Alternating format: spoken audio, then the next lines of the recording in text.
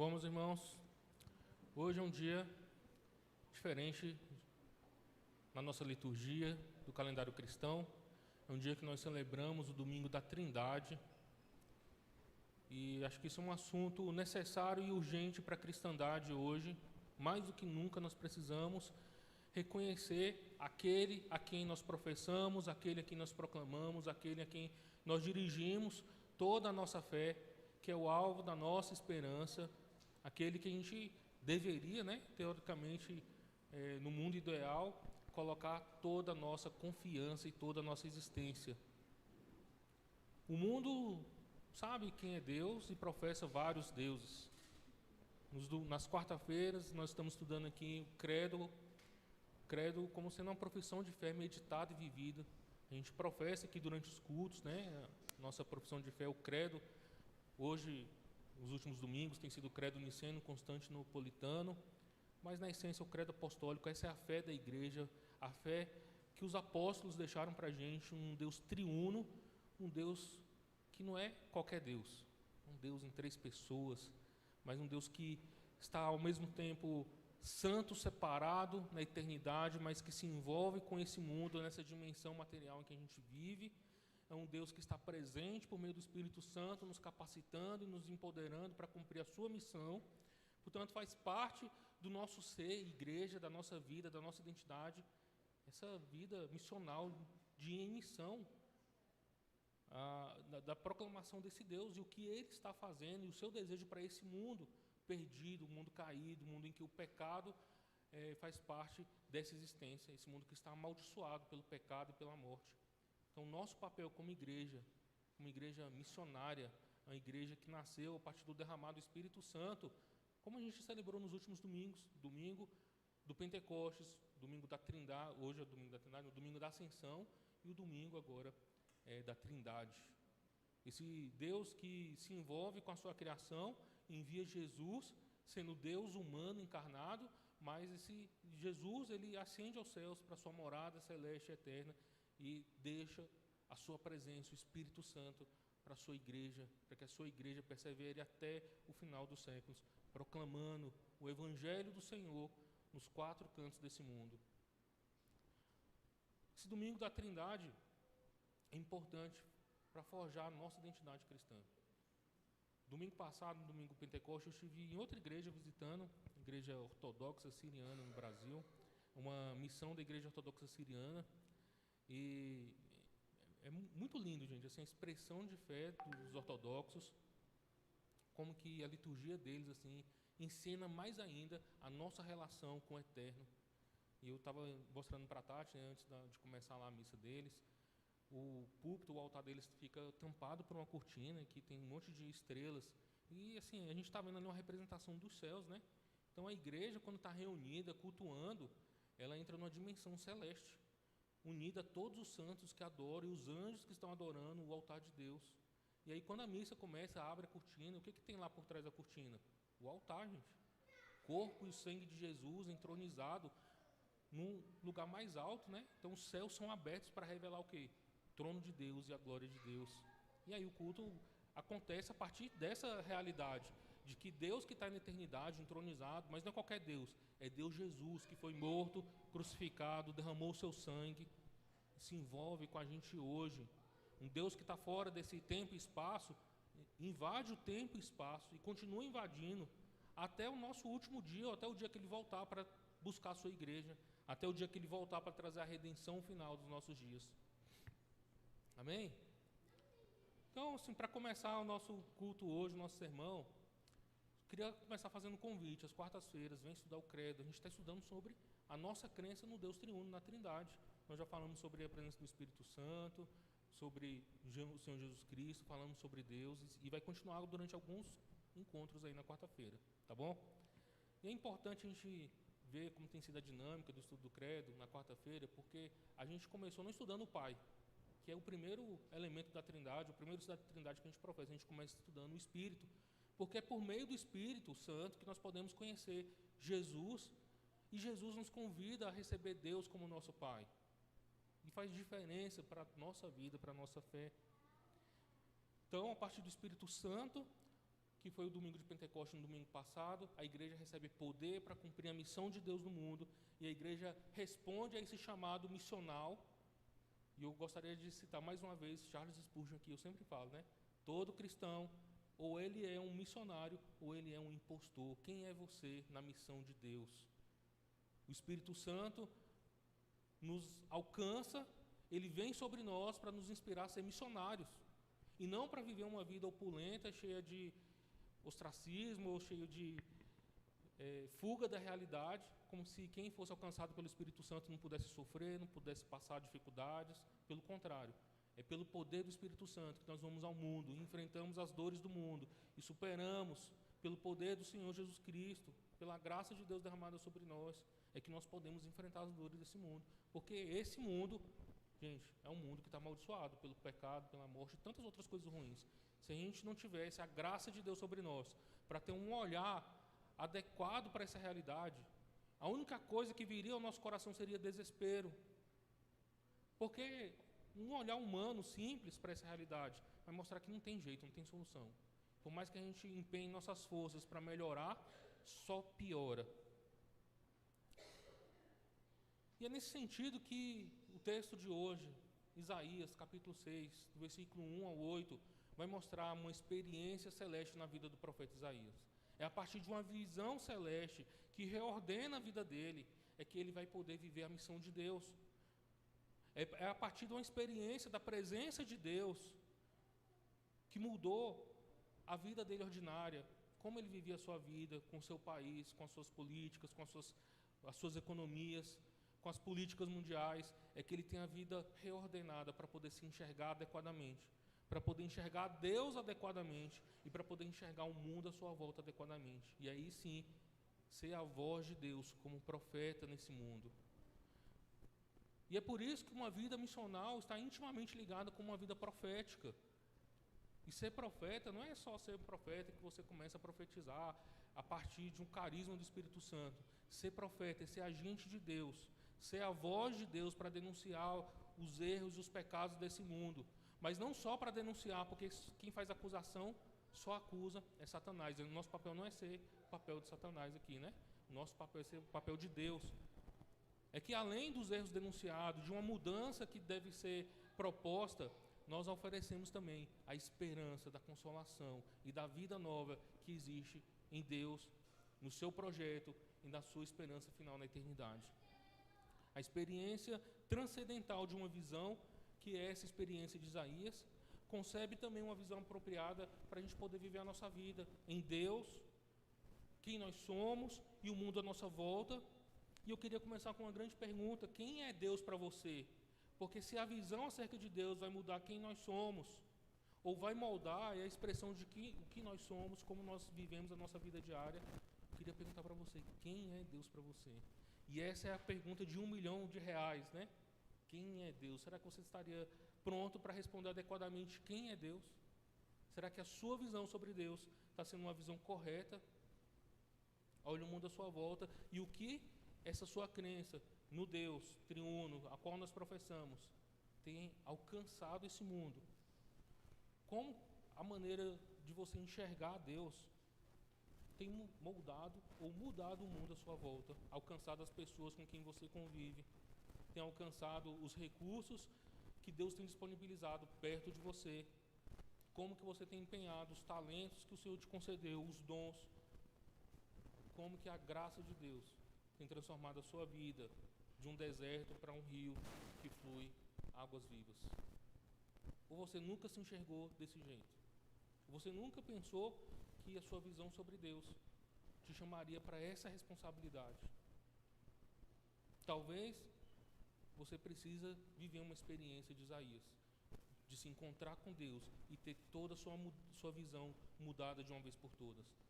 Sair de um momento confortável com a sua vida pacata, sua vida de labuta, sua vida ordinária, para viver algo da parte de Deus, se envolver na missão de Deus e ser um profeta nesse mundo que está precisando receber palavras de vida, palavras que venham dos céus, palavras de Deus. A realidade central desse projeto, ou por trás desse texto todo, não é apenas que Deus está se apresentando e se revelando, e a gente pode ver algo diferente da natureza de Deus, antes não vista mas também como o poder transformador da presença de Deus é visto na vida de Isaías, nesse texto aqui. E a gente poderia traçar aqui, eu queria traçar 3 maneiras como esse conhecimento muda a nossa visão acerca de Deus, acerca de nós mesmos e acerca da visão do mundo. Porque Isaías, num dia qualquer, como sendo uma pessoa qualquer, ele não era da casta sacerdotal, ele talvez fosse de uma elite dentro da monarquia, alguém da nobreza, vai ao templo. Ele não era parte dos sacerdotes que viviam no templo, então ele vai ao templo e talvez ele fosse lá entregar alguma oferta, fazer algum sacrifício, viver uma vida ordinária, uma vida religiosa comum, como nós fazemos talvez constantemente nos domingos, corriqueiramente, nas quartas-feiras ou nas sextas-feiras, que a gente tem só hábito de ir, cumpre uma liturgia semanal, sem entender que nós estamos nos relacionando com Deus Todo-Poderoso, com Deus que, apesar de não estar nesse mundo material fisicamente, mas a sua presença é sentida aqui. Seus olhos estão contemplando tudo que a gente faz, seus olhos estão vendo quem nós somos, e não tem nada que a gente possa esconder do Senhor acerca de nós mesmos. Deus Criador, que tem autoridade para conceituar tudo nessa existência. Então, Isaías agora se encontra com Deus, e os seus olhos são abertos. O templo deixa de ser uma construção, um edifício físico, e passa a ser a eternidade aberta para uma pessoa mortal, uma pessoa finita, uma pessoa comum. Ele começa a ver algo sobrenatural. Imagina você entrar pelas portas do nosso templo aqui e não ver mais nada desse mundo físico aqui, e você vê um mundo aberto, parecendo uma cena de cinema, ou como os Vingadores fariam, né? Abre um portal e você vê algo com uma dimensão totalmente diferente. Não é mais esse mundo físico. E essa visão mudou a vida de Isaías. O que foi que ele viu? A primeira coisa, no ano em que morreu o rei Uzias, parece algo diferente, uma mensagem diferente do que é vista na mensagem de outros profetas. Ele pontuou um momento cronológico na história humana. Aconteceu em um dia nessa história, Deus abriu a eternidade para se revelar para um ser humano que não esperava ver nada disso. A gente não sabe que dia que a gente vai só cumprir um ritual, que dia que a gente vai aparecer na igreja só para cantar louvores, escutar uma pregação, fazer uma oração, e Deus vai revelar algo sobrenatural para a gente. Mas Deus invade o nosso mundo e inesperadamente se encontra conosco. É Deus que vem da eternidade para se encontrar conosco. E aí, parece que alguém de muita importância na nação, uma autoridade, um rei, faleceu. Alguém da dinastia de Davi, sobre o qual repousava a promessa de que Deus colocaria o seu trono eterno. Alguém morre, e meio que simboliza isso, porque Isaías está anunciando para a nação de Israel que os seus pecados estão levando eles para o exílio babilônico. O que está reservado para o povo de Deus é um grande juízo. Alguém da família de Davi morre, e aí Isaías tem os olhos abertos para ver o verdadeiro rei de Israel. Seus olhos viram o Senhor assentado no trono eterno, o trono prometido. A sua visão agora é totalmente alterada. Eles viram alguém que realmente merece receber devoção, merece receber reverência, glórias e louvores. O Senhor dos exércitos, aquele que pode passar os tempos, os séculos, os governos, continua entronizado. O seu trono está lá. Não tem nenhuma divindade, não tem nenhuma autoridade política nesse mundo. Não existe ninguém que vai tirar Deus de seu trono eterno. Esse é o Deus em que nós cremos, e esse é o Deus que se revela, que abre a eternidade para se revelar a nós e vir ao nosso encontro. Esse Deus não é qualquer Deus, ele está entronizado entre todos os seres celestes, e os seres celestes o adoram com extrema reverência, cantando: Santo, Santo, Santo é o Senhor, Deus dos exércitos. O pregador já disse que essas palavras entram naquilo que é o mais profundo do ser de Deus, a sua santidade.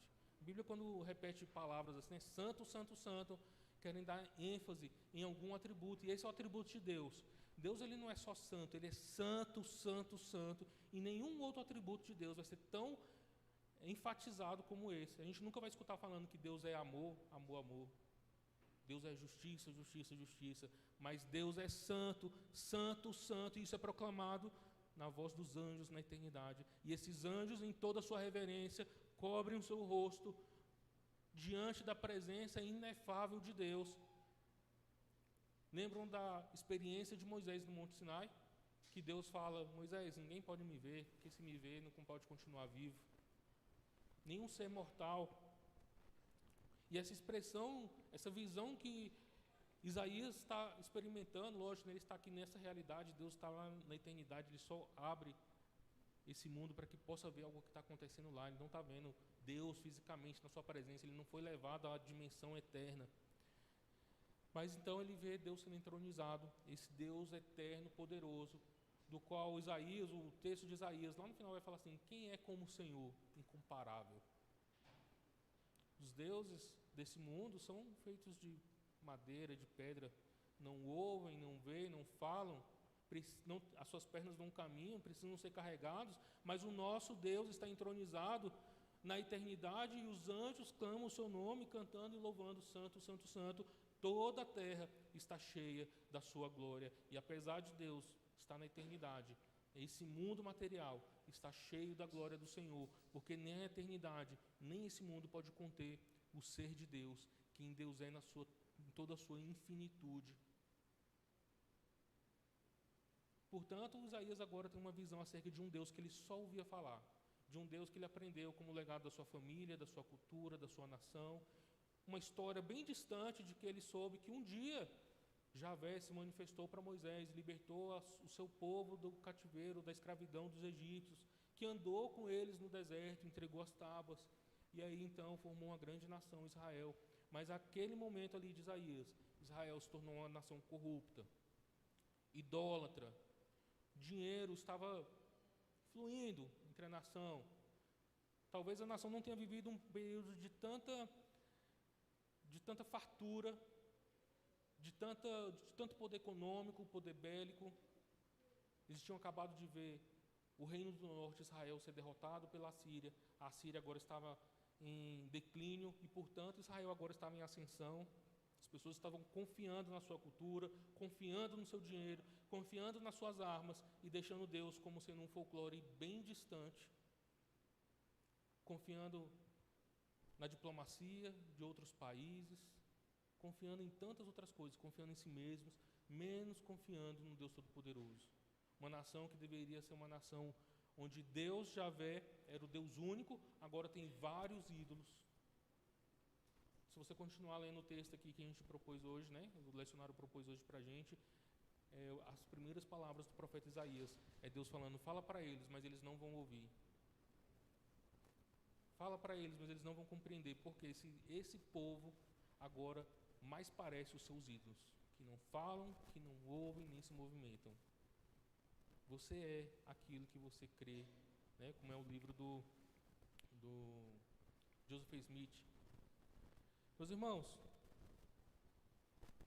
diante dessa visão, Isaías agora tem uma visão acerca de si próprio, e quando ele vê essa eternidade aberta, que mais pareceu só um folclore, agora ele se vê. E qual é a resposta que ele dá para essa visão? Primeiro, estou perdido. Como eu, sendo mortal, posso me relacionar com algo tão grande da parte de Deus, ou com um Deus tão grandioso assim?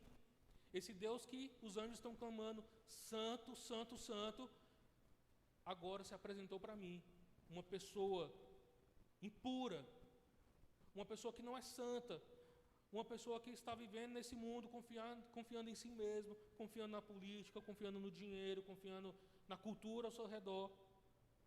E agora meus olhos viram o rei assentado no trono. A sua experiência agora mostrou para ele como ele era pequeno, minúsculo, nada perto da grandeza desse Deus santo e poderoso. E que ele, sendo quem era, não estava capacitado, nem era adequado ou apropriado para se relacionar com esse Deus que se revelou da eternidade.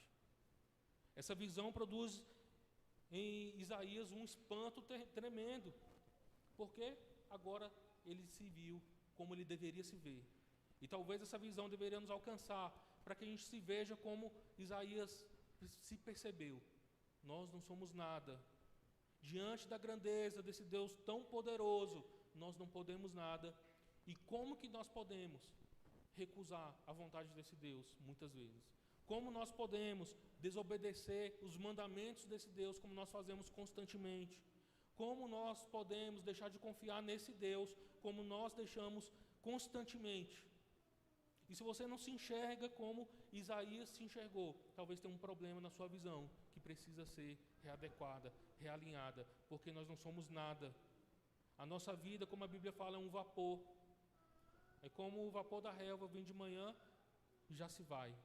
Nossa vida é muito limitada. E o que nós vemos ao nosso redor, até às vezes em nós mesmos, são pessoas que querem definir Deus a partir de uma existência tão curta. Reprovar uma cultura tão grande, 2.000 anos de igreja, ou 6.000 anos, 3.000 anos de escrituras, para falar assim, na Bíblia não é nada disso. Deus se revelou nas escrituras. Na quarta-feira, nessa última agora, eu trouxe uma matéria. Estamos estudando credo, né? Então, a matéria respondia sobre o que a gente falou sobre Jesus, o Filho. E a matéria em que a atriz Cláudia Raia, ela na declaração assim, sou budista, mas amo Jesus, que é capricorniano. E sabe por que o mundo está desse jeito, dando opiniões sobre Jesus, que não correspondem ao Jesus das Escrituras? Opinião sobre Deus que não corresponde ao Deus revelado, que exige da gente reverência, fidelidade, lealdade, é porque nós deixamos de ter uma visão adequada sobre Deus, sobre nós mesmos, como que nós devemos nos relacionar com o mundo, porque nós não tivemos essa visão de Isaías, de enxergar as nossas falhas e colocar diante de Deus para ser purificado. Porque Isaías começou a enxergar não só a si, não só a Deus, mas o mundo à sua volta. Porque onde é que ele estava inserido? No meio de um povo que era impuro, que tinha os lábios impuros.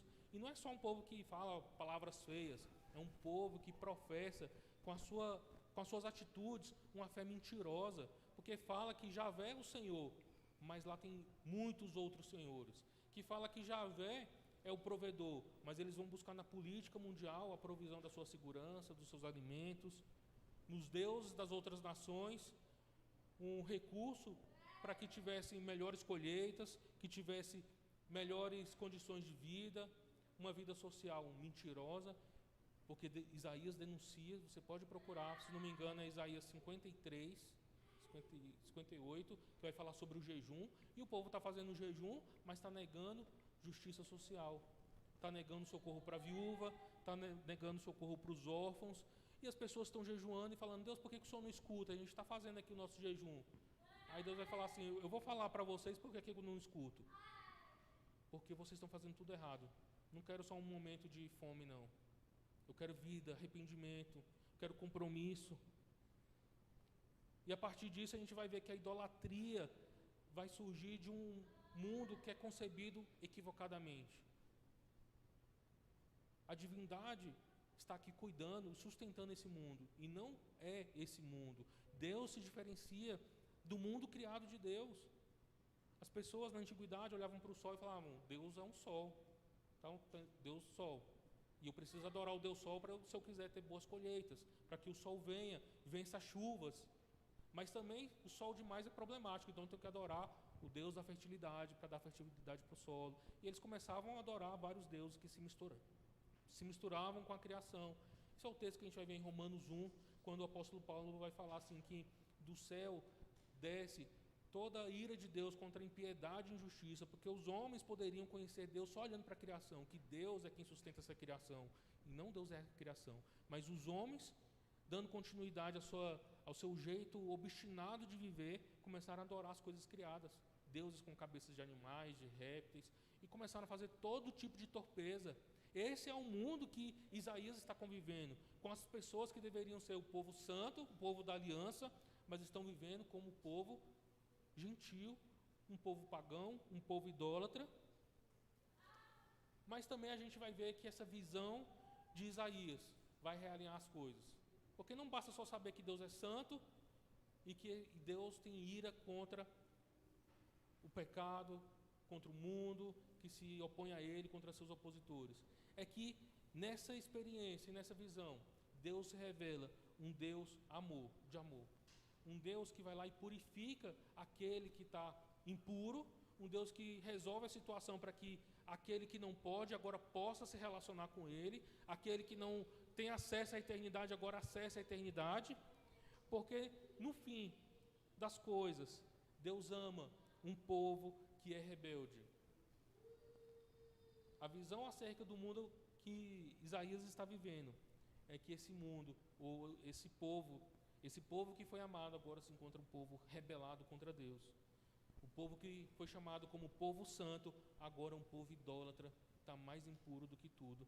E aí a gente vai ver que essa visão muda a vida de Isaías. Isaías agora vai ser comissionado como profeta de Deus. E o que é ser profeta de Deus? É ser a voz de Deus nesse mundo, para que Deus alcance esse mundo que está perdido, para que Deus alcance as pessoas, para que as pessoas não tenham uma visão equivocada sobre quem Ele é, equivocada acerca de si próprios, equivocada acerca do mundo ao seu redor. E aí Deus se manifesta na vida de Isaías, purifica, e olha só, gente, que importante que esse texto fala para a gente, versículos 7 e 8, Deus purifica o poder da fala, toca na boca e nos lábios, e aí sim Isaías está pronto para poder falar, para poder dizer as palavras de Deus. E só depois que ele passa pela experiência de purificação é que ele pode escutar a voz de Deus. E a voz de Deus, liberada para Isaías, é uma pergunta profunda que deveria atingir cada um de nós. E Deus pergunta o seguinte: quem enviarei como mensageiro a este povo? Quem irá por nós? E então Isaías responde: eu irei, envia-me a mim. É só a partir de uma experiência de transformação que nós podemos ser oráculos de Deus para esse mundo. É a experiência que nós temos com Deus, do seu poder, da sua graça, da sua bondade, do seu amor, é que nós podemos sim viver uma vida a partir do poder de Deus e do Espírito Santo, como profetas e como missionários envolvidos na missão de Deus desse mundo.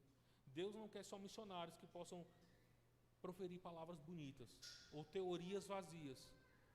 Gente, os apóstolos, depois da ressurreição, não sei se vocês lembram que foi eu que preguei esse texto no dia. Os apóstolos estavam numa casa, os 11, chorando, amargando a sua derrota pessoal, porque o mestre, aquele que era o Messias enviado, morreu.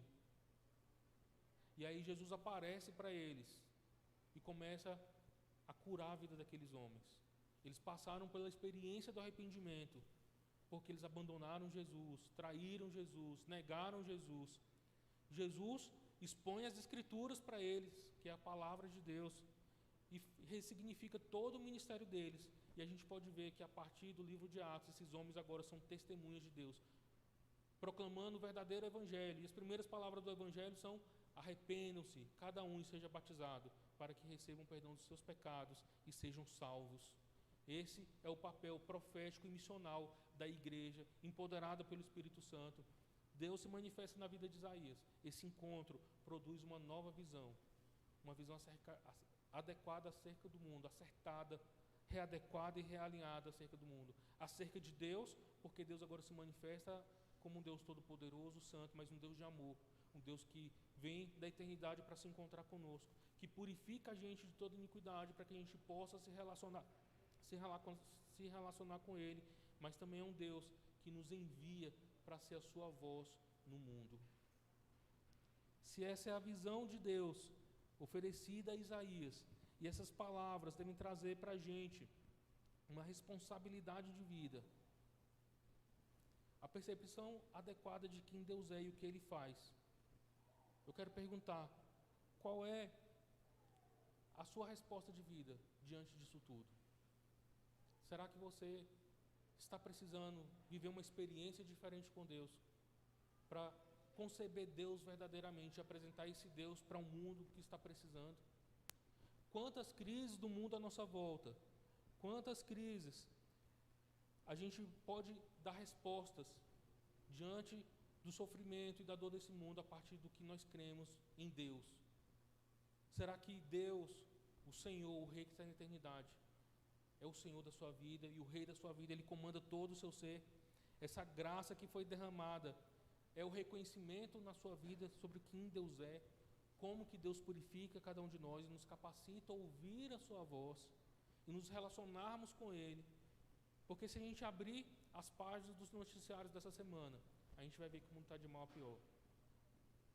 Vou mostrar para vocês, por exemplo, como o problema parte de dentro da gente. Não sei se vocês viram escândalos sendo denunciados na igreja, por exemplo, Bola de Neve, né? Não tenho nada contra a Bola de Neve, não, mas como que pessoas têm deixado de colocar sua fé em Deus para colocar fé em líderes.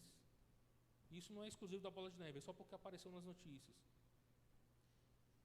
Vocês viram o noticiário sobre o marido da cantora Luísa Rosa?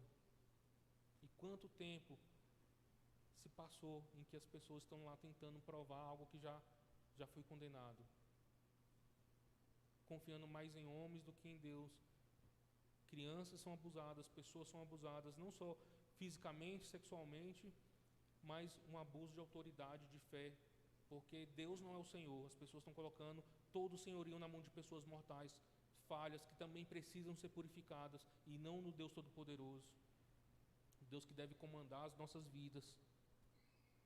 Vocês estão percebendo como que as enchentes no Rio Grande do Sul têm suscitado um clamor de um Deus destrutivo, vingativo, porque, segundo algumas palavras aí que têm surgido, aconteceu tudo o que aconteceu porque lá é o estado menos evangelizado, que tem menos igreja, que tem mais satanistas, tem mais outras coisas, como se o resto do Brasil, o resto do mundo não tivesse os mesmos problemas.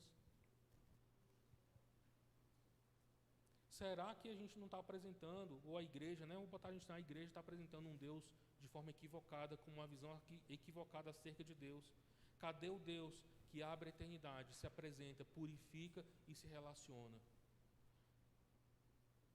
Essa visão vai mostrar para a gente que esse mundo perdido, esse mundo caído, esse mundo cheio de problemas e falhas, é um mundo amado por Deus.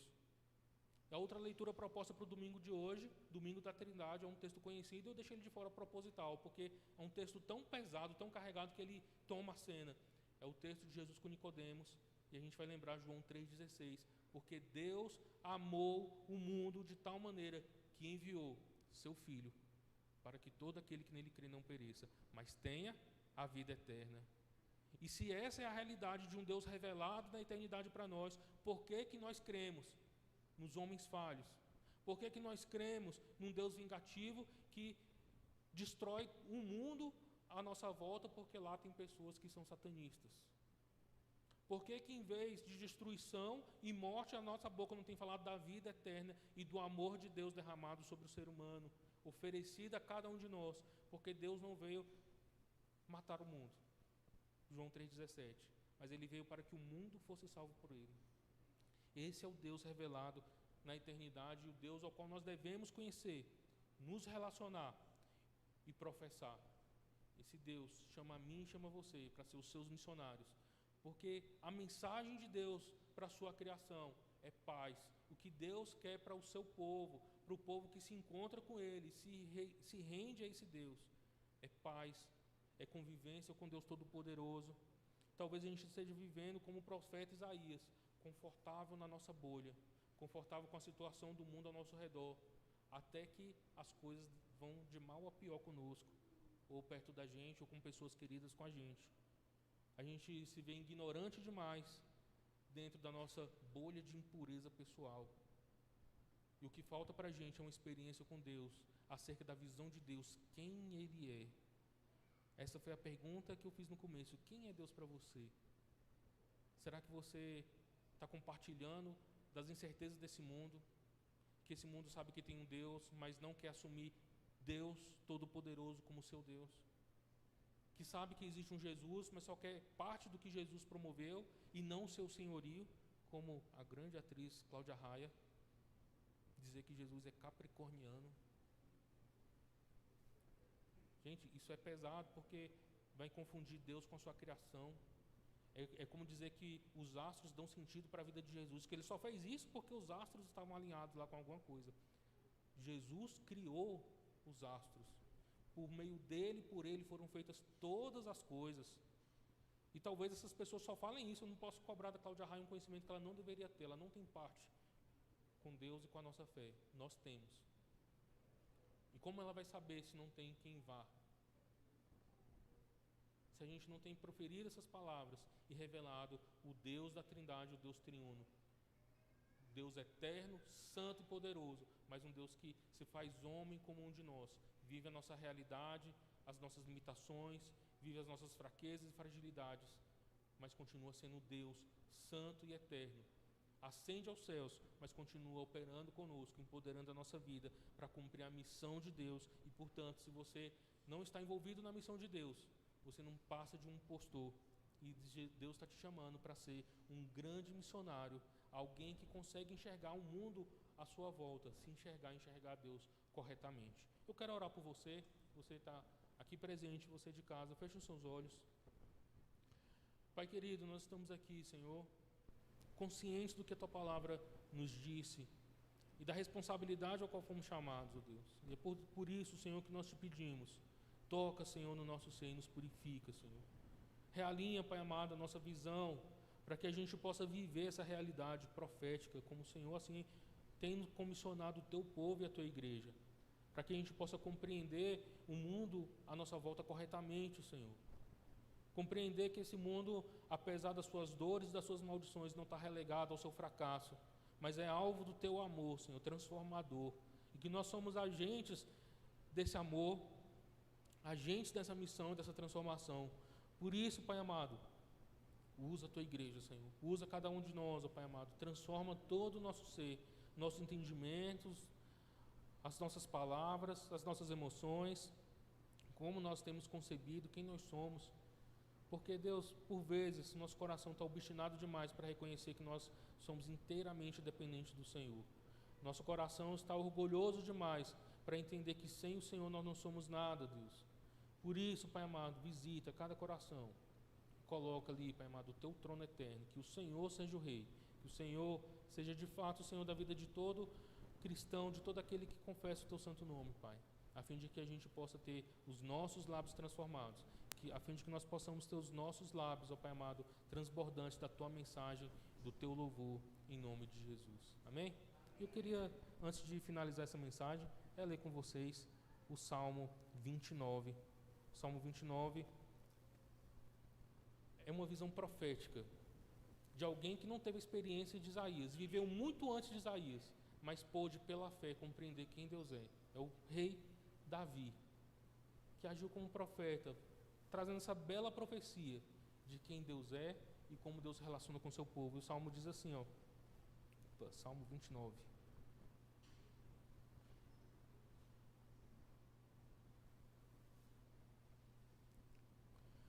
Honrem o Senhor, seres celestiais, honrem o Senhor por sua glória e força, honrem o Senhor pela glória do seu nome, adorem o Senhor no esplendor da sua santidade. A voz do Senhor ecoa sobre o mar, o Deus da glória troveja sobre um imenso mar. O Senhor fala. A voz do Senhor é poderosa, a voz do Senhor é majestosa, a voz do Senhor quebra os grandes cedros, o Senhor despedaça os cedros do Líbano, faz os montes do Líbano saltarem como bezerros, faz o monte Hermon pular como novilhos selvagens. A voz do Senhor risca o céu com relâmpagos, a voz do Senhor sacode o deserto, o Senhor faz tremer o deserto de Cádiz, a voz do Senhor torce os fortes carvalhos e arranca as folhas dos bosques. Em seu templo todos proclamam glória. O Senhor comanda as águas da inundação. O Senhor governa como rei para sempre. O Senhor dá força ao seu povo. O Senhor os abençoa com paz. Amém?